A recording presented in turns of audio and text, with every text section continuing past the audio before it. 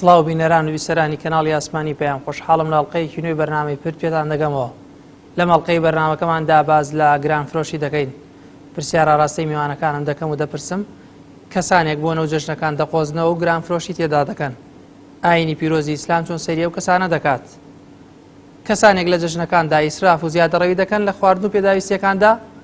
حکومی ئەم کەسانە لە ڕوانگەی شەریعیەوە چییە؟ پێویستە لە بۆ نەو جەژنەکاندا هاوڵاتیان و دوکاندارانیش چۆن مامەڵە بکەن؟ وەڵامی ئەم پرسیارانە لە میوانەکانم وەردەگرمەوە.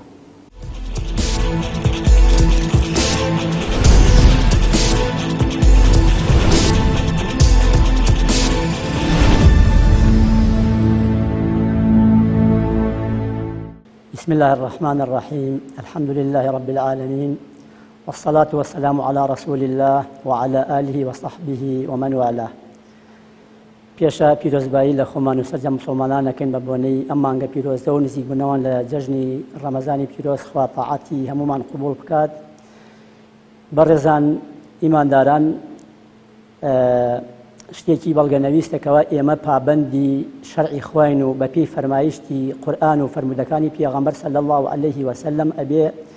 هەڵس و کەوتمان بڕازێنینەوە، هەر لە کردارمانەوە تاوەکو معاملاتی ناوبازار و دەر و دراسێ و هەرچی ئیش و کارێکمان هەیە. جا ئێمە لە ڕووی حکمە شەرعیەکەوە فرۆشیاران ئەخەینە بەردەمی چەند نەسێکی شەرعی لە قورئانی پیرۆز لە فەرمودەی پێغەمبەر صلی الله علیه وسلم لە ڕاو بۆچوونی سەحابەکان و یارەکانی پێغەمبەر صلی الله علیه وسلم. ئاەتی قورئانی ئەفەرمێت: يا أيها الذين آمنوا إن الله طيب لا يقبل إلا طيبا. خوای گەورە پاکە، جوانە،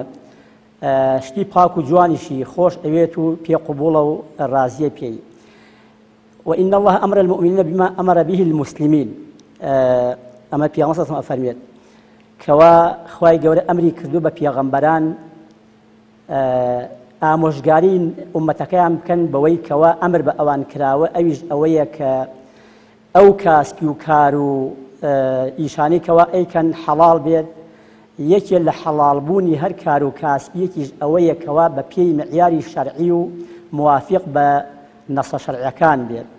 جا گرانکردنی شتومەک و ئەو پێداویستیانەی کەوا خەڵکی ڕۆژانە پێویستێتی لە هەموو ڕۆژەکانی ساڵە، بە تایبەتی لە ئەو کاتانەی کەوا خەڵکی زیاتر قەرەباڵخی ئەکا لەسەر شتەکان لە مناسبەکانە، بە تایبەتی تر مناسبەی جەژنەکان کە خەڵکی وەکو نەریت و کلتور، پێشا وەکو دین، دوایە وەکو نەریت و کلتورێکیش لە جەژنەکانە ئەچێ بۆ پێداویستی کڕین هەر لە خواردنەوە تاوەکو جلوبەرگ و هەنێ جوانکاری ناوماڵیش. جا لەم کاتە ئەبێ کابرای فرۆشیار ئاگای لە ئیمان و قیامەتی خۆی بێت، ئیستیغلالی ئەم هەل و پێداویستی خەڵک نەکات و لەسەر خەڵکی شتەکان گران نەکات بۆ ئەوەی ئەو کار و کاسبی ئێکات ئەو کارە طەیبە بێت، ئەو عەمەلە طەیبە بێت، ئەو خۆراکە طەیبە بێت کە خوا پێغەمبەری خوا صلی الله علیه وسلم باسییان کردووە. ئەمجا کە خوای گەورە ئەفەرمێت: ولا تأكلوا أموالكم بينكم بالباطل. ئەی خەڵکینە، ئەی ئیماندارینە، ئەی ئینسانەکان، ماڵەکانتان لە نێوانی یەکتریا بە باتڵ و بە ناحەق و بە نادروست مەخۆن. کابرای کڕیاریش کاتێکەوە ئیستیغلالی هەل و فرسەتێکی ئالەم جۆرانە ئەکات، سعری شتەکان و کاڵاکانی بەرز ئەکاتەوە، ئەمە ئەگەری ئەوەی هەیە بکەوێتە ناو ئەم گوناهەوە کەوا ماڵی خەڵکی بە بەتاڵ و بە ناحەق و بە زوڵم بخوات. چونکە کابرا ئەو ڕۆژەی لە بەردەسایە یەتە بازار ئەوێ شتەکان بکرێت، لەوانەیە سعاتێ دو سعاتێکی لە بەردەسایە ناکرێت بڕۆ ئەم دوکان و ئەو دوکان بکات. ئەگەر بێت و ئیستیغلالی ئەم فرسەتە بکە کابرای فرۆشیار، حەقەت ئەمە لە ڕووی دینیوە ئەتوانین بڵێن شتێکی نامەقبولە، کاسبیەکەی ئەکەوێتە ئەو بوار و مەجالەوە کەوا لە مەجالی باڵتیلا خۆی ئەبینێتەوە. پەنا بەخوا ئەبێ ئینسانی موسڵمان ئاگای لێ بێت. پێغەمبەری خوا عەلەیهی سەڵات وەسەلام پێمانە فەرمێ جارە بە نسبەتی ئیحتیکار و شت هەڵگرت لا یحتەکر ئیلا خاطئ، کەسێکە هەل بقۆزێتەوە بۆ ئەوەی لە کاتی محتاجی و پێویستی خەڵکە شت خەزن کە شت لا بدا، خواردنی خەڵک ئەوەی ضروریاتی خەڵکە لای بدا بۆ ئەوەی کە گران بێت و سیعری بەرز بێتەوە ئەو ساب بە گرانتر پیان بفرۆشێ ئەفەرمێ ئەم کەسە تاوانبار و گوناهبارە کەسی گوناهباریش نەبێ ئەمیشە ناکە دیارە ئەسڵ لە ئەم شەریعەتی ئیسلامە ئاوای داناوە کە ئینسانەکان تەعامل و پەیوەندی و عەلاقەیان بەیەکەوە هەبێ کڕین و فرۆشتن و خوای گەورەش لە قورئانە ئاماژەی زۆر جار بە هەندێک ئاەت کردووە وەکو ماڵی گشتی ئەفەرمێ ولا تأكلوا أموالكم بينكم بالباطل ماڵی یەکتر مەخۆن بە ناحەقم بەشێکی گشتی لە شوێنی ترا فەرمێ بەشەیەکی تایبەت إن الذين يأكلون أموال اليتامى ظلما يعني ماڵی هەتیوەکان بە ناحەق خواردنی بە زوڵم لە ناوبردن و بینبردنی ئەمە بەڕاستی تاوانێکی گەورەی و خوای گەورە هەڕەشەی لەو کەسە کردووە کە بە ناحەقی خووە خوای گەورە لە زۆر جێگەی تر باسمان بۆ ئەکا کە ئینسان نابێ ڕیبا بخوا نابێ مامەڵەی حرام و مامەڵەی خراپ بکە لە کاتی جومعەیە کڕین و فرۆشتن حرامە بیکات جا ئینسانە بێ کڕین و فرۆشتنەکەی مادام محاسبەی لەسەرەکرێت لە قیامەتە چۆنت پیا کردووە لەکوێ چۆنت پیا کردووە لە چیدا پەیدا کردووە لە چیدا سەرفت کردووە مادام محاسبەی لەسەر پێویستە کەسی بازرگان کەسی فرۆشیار ئاگای لە دینەکەی بێبەر لە دنیای ئاگای لێوێ خوا لە خۆی ڕازیکە بەتایبەت لە مەزع و زروفەیە کە ئەبێ دڵسۆزی هەمومان دڵسۆزی هەژاران بین دۆڵەمانەکان بەڕاستی ئەگەر هەرچەند شتیش گران بێت لەوە چێ زۆر لەسەر ئەوان ناڕەحەت نەکەوێت زیاتر چینی هەژار و فەقیر و بەستە زمانەکەیە کە زیاتر زەرەرمەند دەبێت بۆیە حەقوای ئینسان لە تەعاملیان لە کڕین و فرۆشتنی وەکو پێغەمبەر سەڵڵەڵاهو عەلەیهی فەرمێتی ڕەحمەت لەو کەسەی کە کاتی ئەفرۆشێ سنگفراوان نەبێ و یارمەتی و کۆمەکی خەڵکەکە و لە مامەڵە و لە هەموو کار و کایەکی ژیانیدا سەماحەت و سنگفراوانی ئەبێت و لێبوردەیی زیادە بێ پێغەمبەری خوا بەداخ و ئەسەفێکی زۆرەوە لە ژیاندا نەماوە کۆمەڵێ سەحابی دێنە خزمەتی پێغەمبەری خوا لەگەڵ ئەهلی مەدینە پرسیارەکەن لە پێغەمبەری خوا صلی الله علیه وسلم لەبەرەوەی ئەو پێغەمبەرە سەلات و سەلامی خوای لەسەر بێ هەر ئەهلی مزگەوت نەبووە زۆربەی جار بە بازارە گەڕاوە سەیری عەرەبان دەستگێڕەکانی کردووە لە ناو بازارە گەڕاوە بە شەوانە گەڕاوە بە ناو بازارە ئەمانیش دێن حاڵەتی ئەهلی مەدینە دێنن بۆ پێغەمبەری خوا صلی الله علیه وسلم ئیشتێکای حاڵەتی خۆیانەکەن لە ناو بازاردا حديثك أنس كري مالك كأفرمي قال الناس يا رسول الله صلى الله عليه وسلم غلى السعر في المدينة ين بولاي پیغمبر خوا صلى الله عليه وسلم أفرمن بپیغمبر خوا بازار گرانی تکوتو أي پیغمبر خوا فسعر لنا نرخيك من بود ياليك لقل كالا وشتومكي إما دا بگنجي پیغمبر خوا صلى الله عليه وسلم أفرمي إن الله هو المسعر القابض الباسط الرزاق وإني قرنجي حديثك على راية معللة كوات التعليل تيايا أفرمي وإني لأرجو الله أن ألقى الله ورسوله وليس أحد يطلبني بمظلمة في دم ولا مال في غنبري خواه صلى الله عليه وسلم أفرمي تنها خواي قوراء الرازقة خواي قوراء أتواني سعر داني مەڵام من هیوام وایە کە لە ناو ئێوەدام بگەڕێمەوە بۆ قیامەت بۆ خزمەتی پەروەردگار مەزڵەمەیەکی خەڵکم لا نەبێ حەقی خەڵکم لا نەبێ گران فرۆش نەبوو بم بۆ ئەوەی لە دەم و ماڵی ئەو خەڵکە لە خوێنی ئەو خەڵکە لە ماڵی ئەو خەڵکە خۆم بێبەریکەم بەرازیمە و ئەستۆپاکیم هێنابێ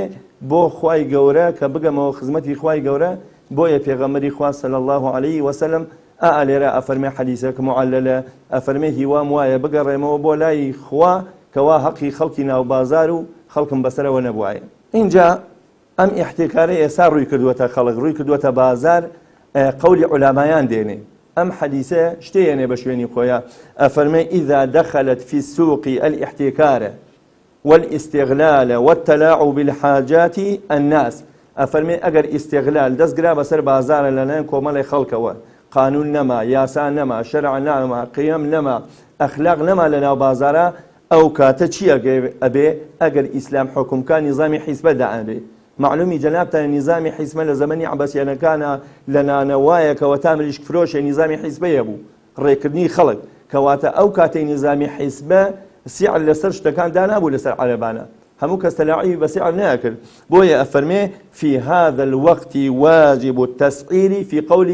إمام ابن تيمية رضي الله عنه أفرمي لم كاتدا واجب حكومة قانون ياسا شرع سعر دابنين لسر بازارها بو أوي كوا خلق إسراحتك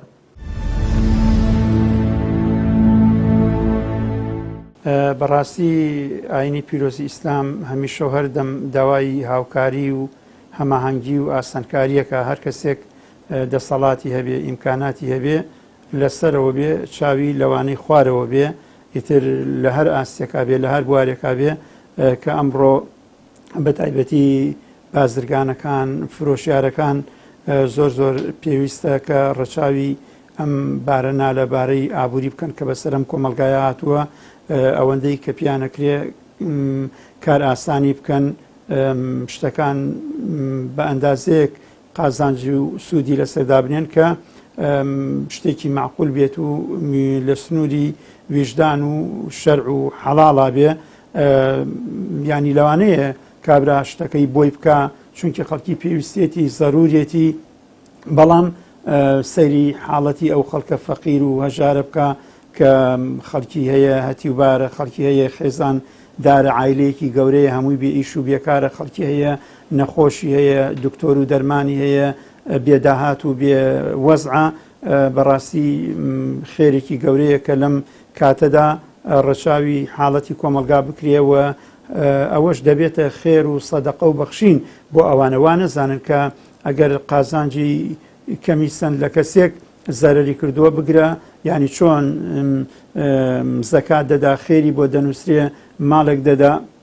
بە هەتیوێک بە فەقیرێک بە هەژارێک خێری بۆ دەنووسێ خاتری کەسێکیش بگرێ قازانجی کەمیش دابنێ لەسەر شتەکەی ئەوەش دیسانە بە خێر و سەدەقە بۆی دەنووسێەوە بەڕاستی ئێمەش ئەم بۆنە ئاینیانە هەمووی ئەلحەمدوللا کۆمەڵگاکە موسڵمانە بە دوکاندار و بازرگان و هەمووی خەڵکی موسڵمانن و ئێمە بەڕاستی پێویستە ڕعایەتی ئەو دروشمە ئیسلامیانە بکەین کە خوای گەورە دەفەرمێت أعوذ بالله من الشيطان الرجيم ومن يعظم شعائر الله فإنها من تقوى القلوب هەر کەسێک ئەو دروشمانەی شریعەتی پیرۆزی ئیسلام بەرز و پیرۆز ڕابگرێ لەبەر خاتری ئەو دروشمانە سەخاوەت بنوێنێ بەخشندە بێ ڕێز بگرێ حرمەت دابنێ بە هەر شێوەیەک لە شێوەکان ئەوە ئەفەرمێ نیشانەی لە خواترسان و پارێزکاریەتی جا بەڕاستی ومێدەوارین کە ئەو فرۆشیارە بە ڕێزانە ڕعایەتی خەڵکی بکەن بۆ ئەوەی خەڵکی کار ئاسانی بۆ بکرێ بتوانێت پێداویستێکی زیاتر دابین کا و جەژنەکەی بە خێر و خۆشی لێ بچێ.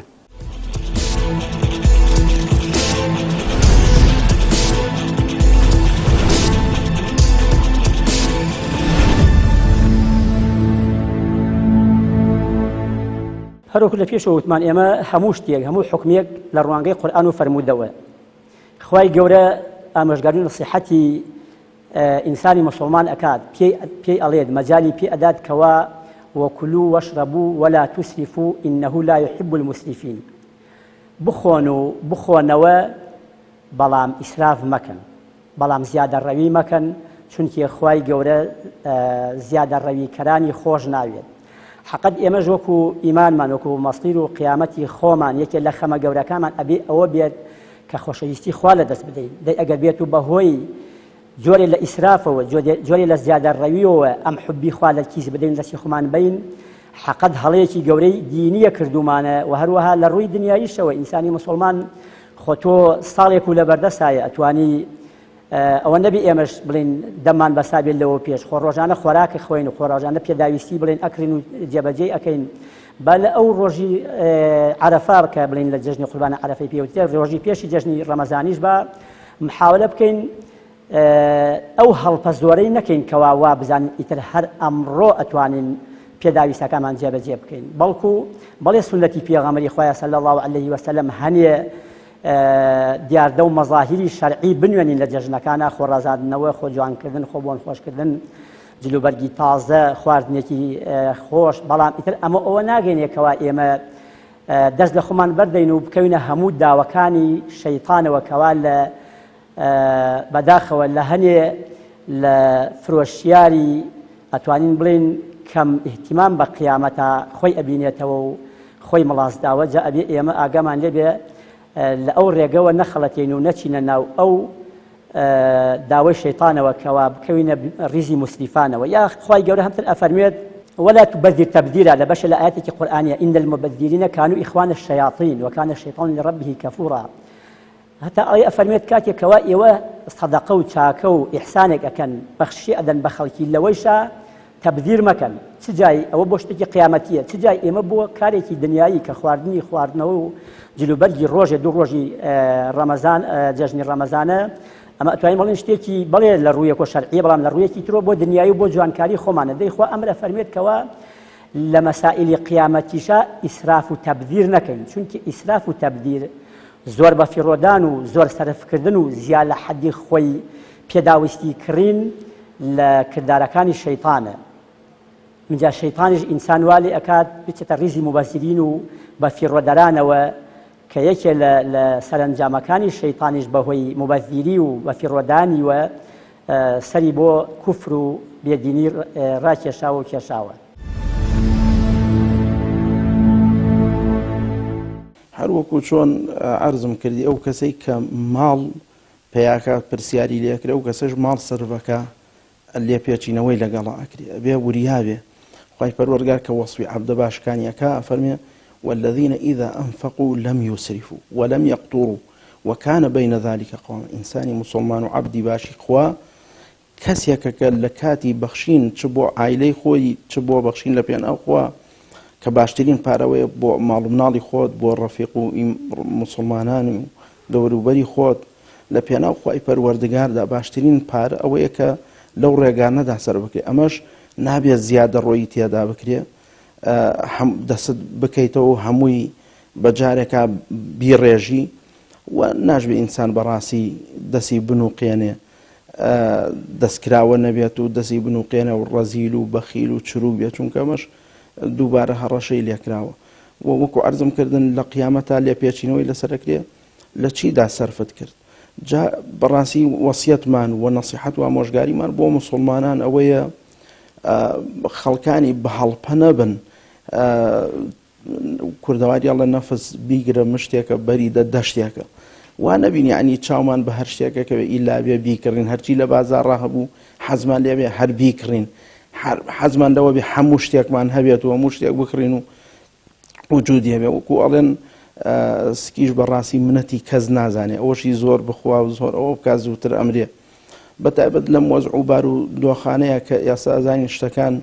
بەتایبەت خۆراکەکان بە مادەی کیمیایی و بە کۆمەڵک شتێک پەروەردە بن و هەموو نەخۆشیەکان دکتۆرەکانی گێڕنەوە بۆ ئەو خواردنانەی کە ماوە بەسەر چوون یاوەکو کوالێتیان باش یا بە مادەی کیمیایی پەروەردە بن یعنی ئینسان زۆر خۆی نەدا لە زۆر شت هەڵپەی بۆ بکات و بیکڕێت و ئەوانە لە شەریعەتی ئیسلامە حەجر ئەخرێتە سەر ئەو کەسەی کە نازانێت چۆن سەرفکە ئەوەی کە بە گێل و گەمژە بە جۆرێک لە خەڵکانی ناکامل لە قورئاندا وەسف کراون ئەفەرمی ئەوێ حەجریان بخرێتە سەر حەجر مەنعکردنیەتی کەسێ نەزانێت چۆن پارە سەرفکە کەسێک کە قەمسەڵێکی لە زستانە بۆ بەجارێک دوان بکڕێ ئەچێتە بازار قەمسەڵەی نییە بۆ دوان بکڕێ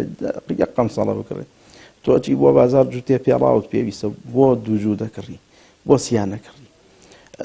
یعنی بە پێی پێویستی ئینسانە بێ سەرف کات و شت بکڕێ نەک زیادە ڕۆی و مەسرەفی زیاد بکە ئەچێتە بازار بە جارێکە ئەڵێ کاکە هەر ئەبینێ ئەو شتە تۆزێکی هەرزانە یا تۆزێکاوە حەزیلێتی ئەڵێ کاکە ئەوە فەقیر و داماوێکی ژەیە لەولا توانای نییە ئەوە بکڕێ جا ئەگەر ئینسان بەو شێوە نەکە زیادە ڕۆی و ئیسراف نەکە مەدەحکراوە و وەسواز کراوە بەڵام زیادە ڕۆی و ئیسرافیش زەمکرا و سەرزەنشتکراوە لە شریعەتی ئیسلامە خۆی بەڕێزەکەم لە ڕووی شەرعەوە لە ڕووی یاساوە ئێمە نیزامان نییە بۆ هیچ شتێ کاتێک جەژن دێدە پێشەوە ڕۆژی عەرەفە ئەم خەڵکە ڕژێتە ناو بازارەوە وایە بەس ئەو ڕۆژە دروستە بەڵام ئێمە وا بکەین مناڵەکانمانفە وا فێر بکەین خێزانمان وا فێر بکەین لەناو بە تایبەتی لە ژمعەکانە خەڵک ئاگادارکەینەوە 4 ڕۆژ پێش جەژن ئینسان وەرەقەیە لە ماڵەوە لە لای خێزانی لە لای مناڵەکانی بێنێ بزانە چ شتێ لە ماڵەوە پێویستە ضروریاتە بیکڕێ ئەو کات 4 ڕۆژەی ما بۆ جەژن ئینسان ئەتوانێت بە نرخێکی گونجاو زۆربەی کات خەڵکەکەشت گرانەکە مامۆستا مەلاتای قسەیەکی جوانیە فەرمێ باشە هەر ڕۆژی عەرەفەشت کڕین دروستە نەبابە هەفتەیە پێش جەژن شتێ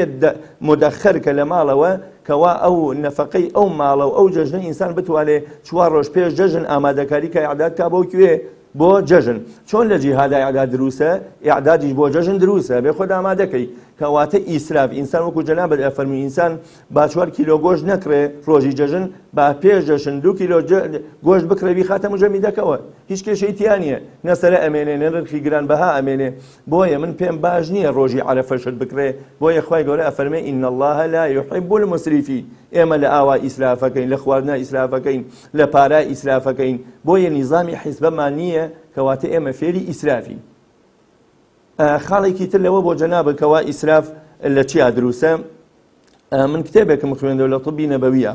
هەتا ئەو شتانەی کە پاشێ و ئەخورێن ئینسان پێغەمبەری خوا صلی الله علیه و سلم ئەنەسی کوڕی مالیک ئەفەرمێ من زۆربەی کار سەری پێغەمبەری خوام ئەکرد هیچ لەناو قزعەکەی پێغەمبەری خوا نەئەمایەوە دوای ئەوە پێغەمبەری خوا صلی الله علیه و سلم پەنجەکانی بە زمانی شیرینی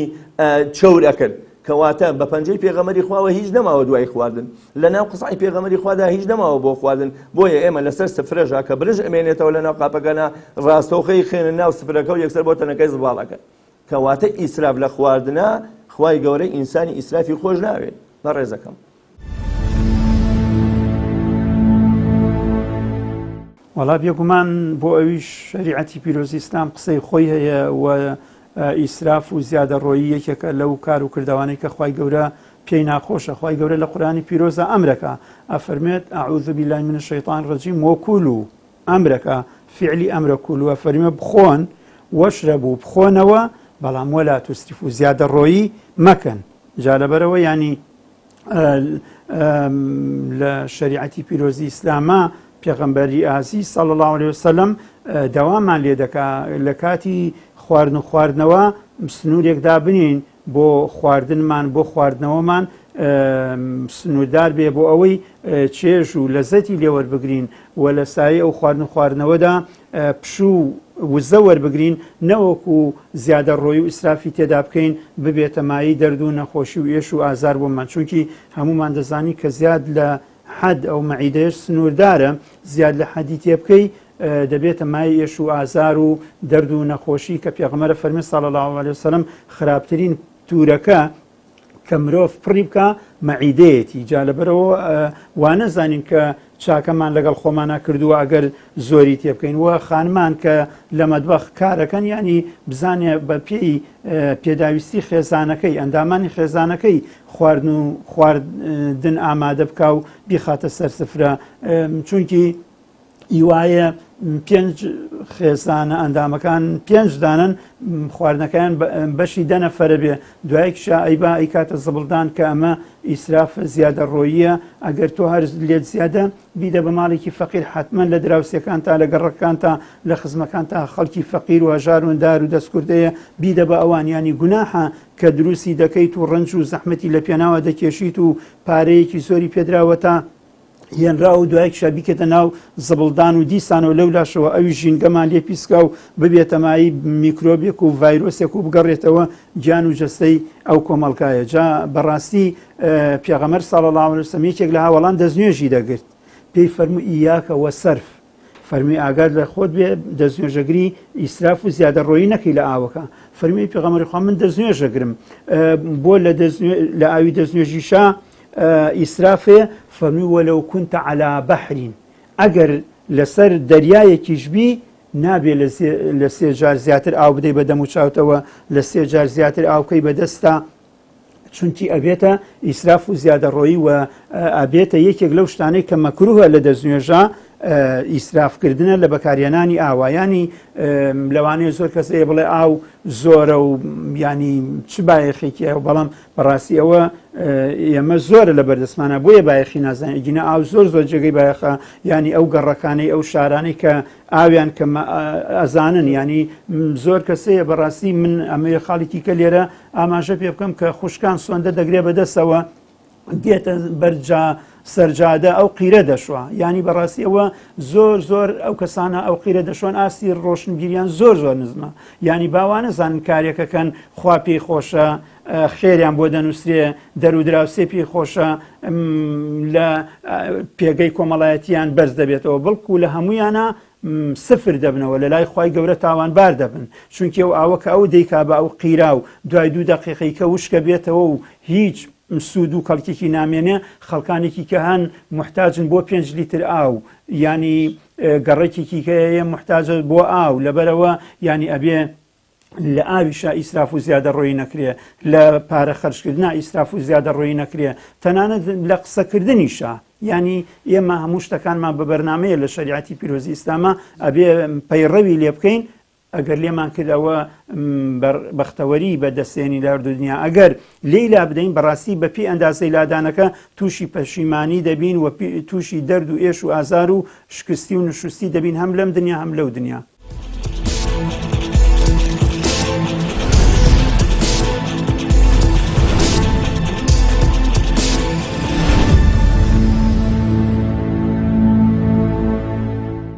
وەکو لە پێشەوە وتمان ئێمە مسلمانین ئێمە الحەمدولله ئەوەی کەوا ئەمان گەڕێتوە لە خراپە و ئەوەی هەڵمان ئەنێ بۆ چاکە ئاەتەکانی قورئان و فەرمودەکانی پێغەمبەر صلی الله علیه وسلم دەی ئەگەر بێت سێری هەموو مجموعی کولی ئەو نصوص شەرعیانە بکەین هەمووی پێمان ئەڵێ ئەبێ ئینسانی مسلمان خوای گەورە هەمیشە بەڕەقیب بەسەر خۆیەوە دابنێت وا بزانێت لە هەموو حرەکە و سەکەنە و جوڵەیەکی خوا ڕەقیبە لەسەری و دوو مەلائیکەی مەئموری داناوە بەسەر شانیەوە بۆ ئەوەی هەر هەڵەیەک ئەیکات تۆماری کات هەر چاکەیەکیش ئەیکات تۆماری کات جا کاتێ کابرای دوکاندار کابرای فرۆشیار وای دانا ئەوە لای بوو بە مەبدەئێکی سابت بوو بە قەناعەت و ئیمان کەوا خوا ڕەقیبە بەسەریوە هەروەها نووسەر و فریشتەی نووسەری داناوە بەسەریوە ئەو کاتە ئەبێ ئەو ڕەقابە خواییە و ئەو مەلائیکە مەئمورانەی بە نووسینی کردارەکانی ئینسان وای لێ بکات هەرگیز نەکەوێتە داوی شەیطانە و هەرگیز ئەو شتانە لەبەر تەماعێکی دنیایی لەبەر چەند پارە و پولێکی کەم خۆی تووشی هەڵە و گوناح و تاوان نەکات و ئەو کاسپی کەوا ڕۆژانە ئەیکات هەوڵی بۆ ئەدات ئارەقی لە پێناوە ئەڕێژێت خەوی لە پێناوە ئەزڕێنێت حرامی نەکات یعنی بە شتێکی کەم ئینسان لەوانەیە ئەو کابرایکەوە ئەو زیادەڕەوی ئەکا لە سیعردانانە یا بڵین استیغلالی ئەو هەلو فرسەتانە ئەکا لەسەر کڕیاران چەند دەراهیمە چەند مقدارێکی کەم پارە قازانج بکات بەڵام لەولاوە ئەو پارە زۆرەی کەوا لە خلالی ئەو ساڵا کە دەستی ئەکەوێت پەنا بەخوا بۆ ئەو چەند ڕۆژەی بۆ ئەو دوو ڕۆژە بۆ ئەو چەند ساتە تێکەڵ و پێکەڵ ئەکا لە حرام و کاتێ ماڵی ئینسانی مسلمانیش حرامی تێکەوت ئەو کاتە پەنا بەخوا کەمترین شتیان ئینسانی مسلمان دوعای جیران نابێت جا ئەمشە گەورەترین مصیبەت و بەڵایە چونکە گەورەترین عیبادەتێکەوە ئینسانی مسلمان ئەنجامی ئەدا دوعایە جا ئەگەر دوعاکەمان گیران نەبێ معنای وایە خەتەرمان هەیە لە گیرانەبوونی باقی عیبادەتەکانی تریشمانە لە زەمنیانە نوێش کە نوێش خۆی بۆ خۆی بە معنای دوعا حەقەت ئینسانی مسلمان ئەبێ دەرکی ئەوە بکات کە ئەگەر قەیرانی داراییش نەبێ هەمیشە پێڕێت توێژێت لە کۆمەڵگای مرۆڤایەتی بە درێژایی مێژوو چینێکی فەقیر و هەژارە پێویستی بە مراعات هەیە پێویستی بەوە هەیەکەوە ئینسان مسلمانانە تەعاملی لەگەڵا بکات کڕین و فرۆشتنی لەگەڵا بکات بە شێوەیەک بێکەوە زەمیری خۆی مرتاح بکات بە شێوەیەک بێکەوە کابرای فەقیر بتوانێت پێداویستەکانی جێبەجێ بکەوە بیکڕێت بە تایبەتی لەم قەیران داراییەکەوە بەداخەوە بەسەر ئەم گەلە سەپێنراوە کە شتێکی نەخوازراوە کە شتێکە ئەتوانین بڵین لە ئەسڵی حەقیقەتێکی وای نییە لەبەر ئەوەی ئێمە خاوەنی داهاتێکی زۆر بێشماری لە وڵاتە بەڵام بە هەر حاڵ بە هەر هۆکارێکی سیاسی بێ بەسەرمانە سەپێنراوە با خۆمان وەکو کۆمەلگا وەکو کریار و فرۆشیارەکان کەوا هەمومان گەزرا و بریناری دەستی گەندەڵکارانین با خۆمان بەزەیمان بەخۆمانە بێتەوە ئەگەر سەرانمان بەزەین بە ئێمە نایەتەوە با خۆمان بەزەیمان بەخۆمانە بێتەوە بەڕەحمێ بە خۆمان بکەین ئەوەی کەواتیەت بۆ لای کابرای دوکاندار خۆ نەبێت لە مەڕی خۆ هات بێت ئینسانێکە ئەو ماڵتە برای گرنیتە بەلای پێش هەموو شتێ هاوسێتە خزمتە کەستە ناسراوتە جا ئەگەر تۆ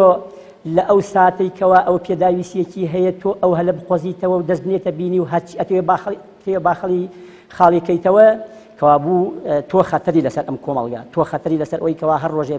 بۆ لویا هەر کاتێک کەسێ کەوتە بەردەست و بە ئارەزی خۆ بیچەوسێنیتەوە و فەرهودی بکەیت و تۆش ببیت بە یەکێ لەو کەسانەی کەوا فەرهودی ماڵ و سەرۆت و سامانی ئەم خەڵکە هەژار و نەدارە ئەکات. دوکاندارەکان ئێمە وەسیەت و نەسیحەتمان بۆیان ئەوەیە کە لەشیان ساغ بێ بەڕاستی کار و کەسابەت لە شەریعەتی ئیسلامە ئەمر پێکراوە و شتێکی کارێکی باشە کە خوای گەورە هانمانەدا لە ڕێگەی حەڵاڵە و ماڵ و سامانمان پەیا بکەین وەکو خوای پەروەردگار لە قورئانە فەرموویەتی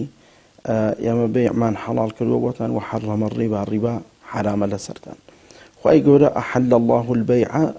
بەیع حەڵاڵ کردووە بۆمان بکڕین و بفرۆشین و ئەمانە ئەمەش نیعمەتێکی خوای پەروەردگارە کابرای دوکاندار پێویستی بە خەڵکی کڕیارە بێشتی لێ بکرێت و ئەمانە ئەم کابرا فرۆشیار و دوکاندار ئێمە وەسیەتیان بۆکەین نەسیحەتیانەکەین یەکەم شتی جوان و چاک و باش و باش بدەنە هاوڵاتی و دووهەم لە خەمی هەژاران بن نەک دەستبڕی هەژاران بن و بە فرسەتی بزانن ڕەمەزانە و بەرەو جەژە نەچین و ئەمانە ئیتر خەڵک شمەکی پێویستە جلوبەرگی پێویستە پێداویستی بۆ جەژن پێویستە کابرا بە هەلی بزانێت و زەخیرێ و توێشووی دنیای لەسەر گیرفانی هەژاران و خەڵکانێک گەورە بکە یاسە هی وایە هەژارە خەڵک زەکاتی پێدا و سەرفیتری پێداوە بۆ ئەوەی کە جەژنی پێباتە سەر کەسێک لە بازار بەجارێکە ئەو هەموو زەکات و سەرفیترەی خەڵکە بەجارێک لە گیرفانی بکاتە دەر بەڕاستی ئەمە بەزەینیە بەزەی ئەوەیە کە ئێمە هەم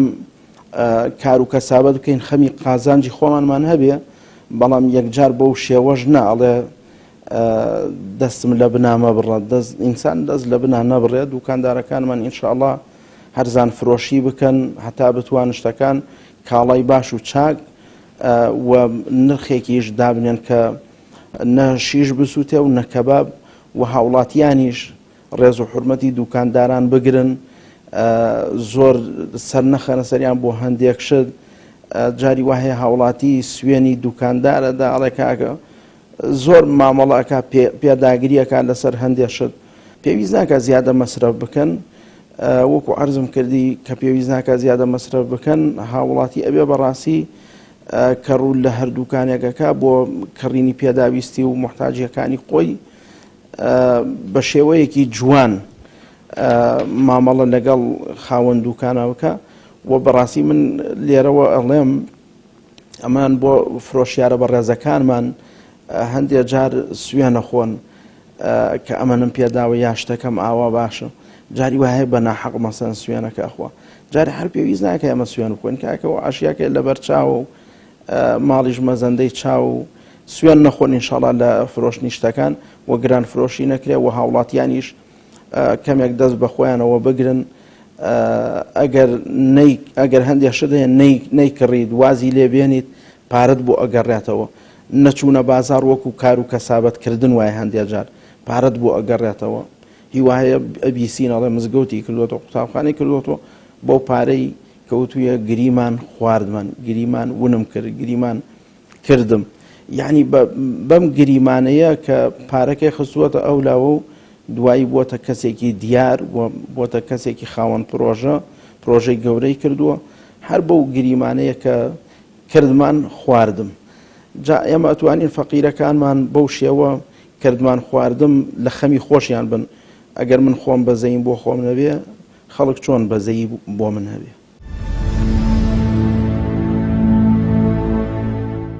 وەڵام من یەک ئامۆژگاریم هەیە کاتێ مەسیحیەت ئیدەکانی هێنە پێشەوە جەژنەکانی هێنە پێشەوە خۆ ئێمە الحەمدولillah لە کوردستانە لە سانەوەن و پۆیندەوەنە هەمومان موسڵمانی وایە بەڵام مەسیحیەت کاتێکە لەدایکبوونی حەزرەتی عیسایەتە پێشەوە عەلەیهی سەلام کە ئێمە فەرقیان لەگەڵ ئەوانە لە ڕووی عەقیدەوە ئەوانیان کچەکانیان لێنە کەلیسە مارەیەکەن بە بەلاش بۆ گەنجەکان. بەڵام ئێمە بەداخەوە ڕۆژی عەرەفەوە ڕۆژی مانگی ڕەمەزان یەکسەر بۆ 3000 چێتە سەرەوە 2000 چێتە سەرەوە. ئەمە بۆ وابێ پێغەمبەری خوا ئەفەرمێ صلی الله عليه وسلم رحم الله عبدا، ڕەحمەتی خوا دا ئابارێ بەسەر ئەو عەبدا چیەکە؟ إذا اشترى سمحا وإذا اقتضى سمحا وإذا باع سمحا. لكرين وفروشنو قزاوة حكمة في غمري خوا فرمي سوز والرحمة مهرباني خوا أباري بسر أو بندا كوا جران فروشي نكا جران فروشي لا يحتكر إلا الخاطئ. بۆ نمونە کاتێ جەژنیەتە پێشەوە 40 ڕۆژ پێش ڕەمەزانیا 2 ڕۆژ پێش جەژن شتێ خەنە ژوورێکەوە دوایی لە ناو بازارە نەمێنیەن لەسەر خەڵک گرانی یەکەن ئەوە لە معاملە پێڵێن بێعی نەجەش زۆر خراپە. کەواتە پێغەمبەری خوا ئەفەرمێ لا يحتكر إلا الخاطئ. خاطئ یانی چی؟ یانی الجبار الطغاة لە سنووری خوا ئابەزێنێ. بۆیە لە جەژنە شتگرانکردن دوورە لە ئینسانیەتەوە، دوورە لە بەهای مرۆڤایەتیەوە، دوورە لە دینە، بە تایبەتی لە قەیرانی تەقەشوفە لە قەتح و جەدبە. ئێمە وەکو وڵاتی میسرمان لێ هاتووە کاتێک کە حەزرەتی یوسفیان بۆ میسر زەمەنی قەحت و جەدب بوو. بۆیە ئێمەش خەریکە ئەم تەقەشوفە وامان لێیەکە ئینسان سەرفیترەکەی ناوێرە لە ماڵەوە دەرکا خۆی محتاجە. بەڵێ دوکاندارەکان وەکو عەرزم کردن پێغەمبەری خوا ئەفەرمێ ئەچنە ژێر سۆز و بەزەیی خوای گەورەوە و ئەچنە ژێر سێبەری عەرشی خوای گەورەوە کە لەو ڕۆژەدا هیچ سێبەرێ نامێنێژگە لە ژێر سێبەری عەرشی خوا نەبێ، جێگەیان نابێتەوە لە هیچ وێنێ. بۆیە من چوومە لای دوکاندارێ وتم بەڕێزەکەم هەر لە ناو منتیقەی خۆمانە چوونە لا دوکاندارێ وتم چیت کردووە بۆ ئەمە ڕەمەزانە؟ وتی وەڵڵاهی مامۆستا من وعدم داوە دوای تەراویحەکان بێمە ناو بازارەوە دوکانەوە خەڵک ئەگەر بە 250 گران بیفرۆشێ من بە هەرزانتری کەم. کەواتە ئەوە لەیلەتە القەدرە. لەیلەتە القەدر نییە لە دانیشی لەیلەتە القەدر 4 ساعت لە مزگەوتا بێدە بازارەوە قۆڵی خەڵک ببڕی. کەواتە ئاسانکاری و دوور لە گران فرۆشی لە ڕۆژی جەژنە لە ڕۆژی عەرەفە یەکێکە لە هەدەفەکانی موسڵمان ئەبێ ئاسانکار بێ بۆ خەڵک. وڵا دوکاندارانی بەڕێز سوپاس و ڕێز و تەقدیرمانەیە بۆیان کە ئێمە ئاگادارین دوکاندارانی بەڕێز هاوکاری ئەکەن، ینی هەر ئەوانن زۆربەی زۆری ئەتوانن یارمەتی خەڵکی بدەن لەم بار و زروفەدا کە دەستیان بە گیرفانی خۆیانەوەی و دەستیان بە کار و کاسبی خۆیانەوەی و مراعاتی خەڵکی فەقیرەکەن و ینی خاتری ئەگرن و یارمەتی فەقیرە دەن و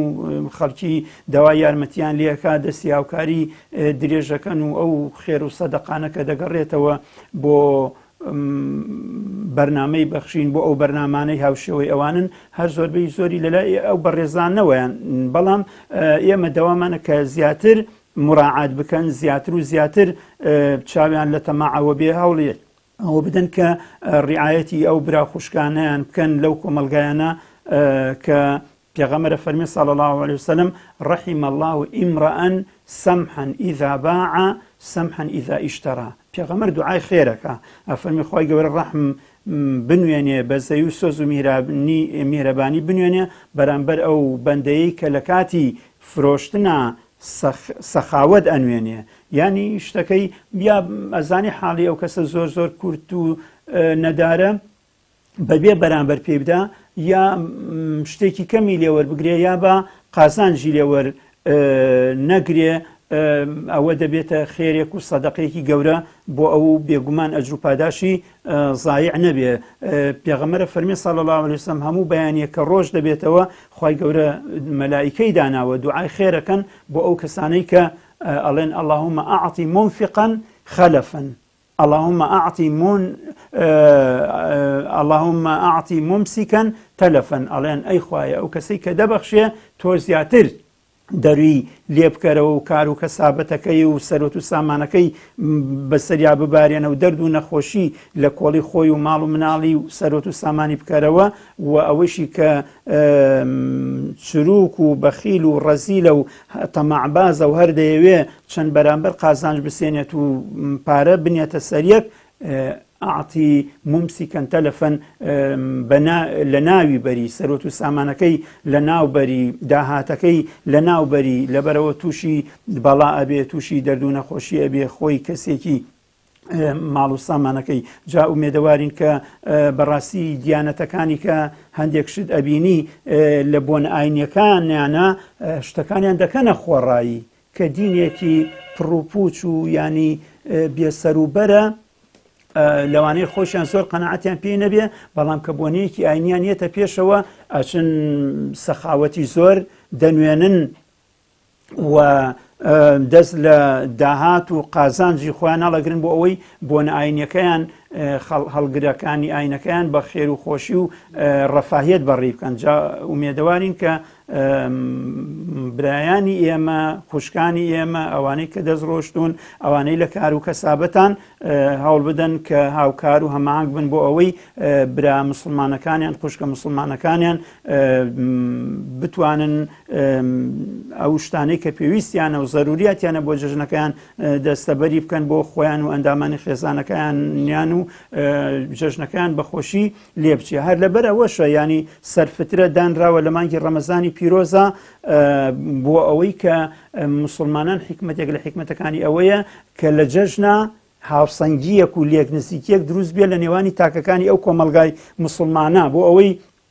ماڵێکی فەقیر و هەژار هەبێ لە ناو کۆمەلگای مسلمانانە لە شەو ڕۆژی جەژنە ڕەش و ڕوود نەبێ. لەبەرەوە ئەفەرمون لە شەوی جەژنە واجب ئەبێ بدرێ ینی بۆ ئەوەی کە هاوکاری و هەماهەنگی هەبێت لە نێوان مسلمانانە و مسلمانان لە ناو کۆمەلگای مسلمانانە هیچ کەسێک خۆی بەکەم نەزانێەوە خۆی بێ پشتوپەنا نەزانێ. جا ئومێدەوارم خوای گەورە جەژنەکەمان بە خێر و خۆشی بەسەردابێنی هەروەکو چۆن ڕەمەزانەکەمان بە خێر و خۆشی بەڕێکرد وخوای گەورە بەرەکەتیش بکاتە ئیش و کاری ئێوە و ئێوەش لە دەعوە و بانگەوازی خۆتانە سەلامەت و سەرکەوتوو بن.